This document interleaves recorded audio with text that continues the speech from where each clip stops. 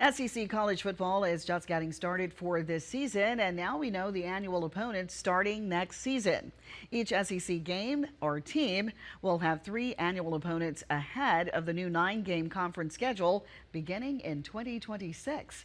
Ole Miss is scheduled to compete against LSU and Oklahoma, and the Egg Bowl stays on the calendar. The Rebels will also keep their matchup against Mississippi State as the conference navigates its scheduling change.